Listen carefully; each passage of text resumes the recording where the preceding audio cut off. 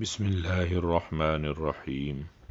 یہ سورہ بقرہ کی آیات ہیں جسے منافقین کے بارے میں اللہ رب العزت نے ارشاد فرمایا ہے، وَمِنَ النَّاسِ مَن يَقُولُ آمَنَّا بِاللَّهِ وَبِالْيَوْمِ الْآخِرِ وَمَا هُمْ بِمُؤْمِنِينَ، اور کچھ ایسے بھی لوگ ہیں جو کہتے ہیں کہ ہم اللہ پر اور قیامت کے دن پر ایمان لائے، حالانکہ وہ ایماندار نہیں ہیں۔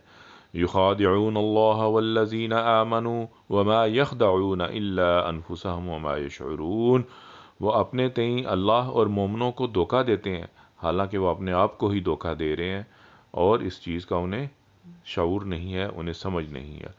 فی قلوبہم مرض فزادہم اللہ مرضا ولہم عذاب علیم بما كانوا یکذبون، ان کے دلوں میں بیماری ہے اور اللہ تعالیٰ نے ان کی اس بیماری کو اور بڑھا دیا، اور ان کے لیے دردناک عذاب ہے اس لیے کہ جو وہ جھوٹ بولا کرتے تھے۔